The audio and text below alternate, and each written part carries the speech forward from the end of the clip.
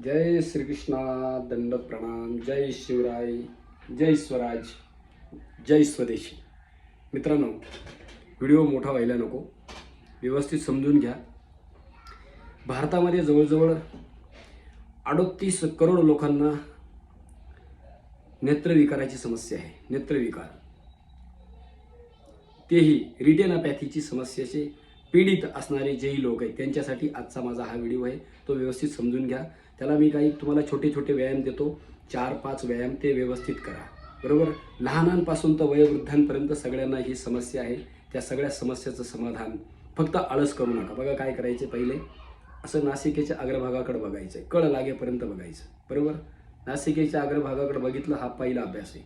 नंतर दुसरा अभ्यास इथं बघायचं, दोन्ही भुवयांच्या मध्यभागी, भुवयांच्या मध्यभागी बघून कळ लागली.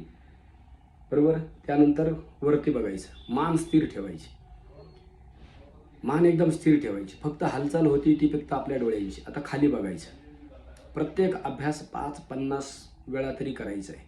त्यानंतर उजवीकडे बघायचं आहे, उजवीकडे बघितलं, त्यानंतर डावीकडे बघायचं आहे, डावीकडे बघा, मान हलवू नका, मान स्थिर ठेवायची. बरोबर.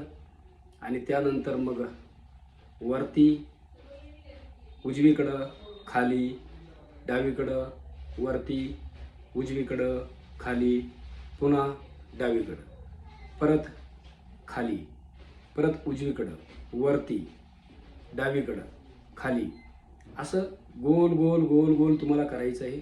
बरोबर. असे गोल गोल डोळे फिरवायचे, उलटे सुलटे उलटे सुलटे बघून घ्या मला व्यवस्थित. आणि मग नीटनेटकं दररोज करा. बरोबर. आणि मग सगळ्यात शेवटी जे करायचे तुम्हाला, ते डोळे असे बंद करायचे. बंद करतानाही जशी आपण हाताची मूठ बंद करतो, एखादी वस्तू हातामध्ये घट्ट पकडतो, तशी हळूहळू हळूहळू अशी घट्ट बंद करत जायचे. किंवा जसं आपण एखादं डॉक्टर आपल्याला इंजेक्शन देतात, आपण कसं अंग चोरतो, कुल्ल्यावरती देताना नाही, कुल्ला चोरतो, आहे का नाही, असं हळूहळू करा. नंतर ढिले सोडताना हळूहळू हळूहळू ढिले सोडायचे. ढिले सोडल्यानंतर म्हणजे आवळायचे, ढिले सोडायचे, आवळायचे, ढिले सोडायचे. चेहऱ्याची आकृती बिघडती त्यावेळेस. बरोबर. तर तिच्याकडे लक्ष नका देऊ.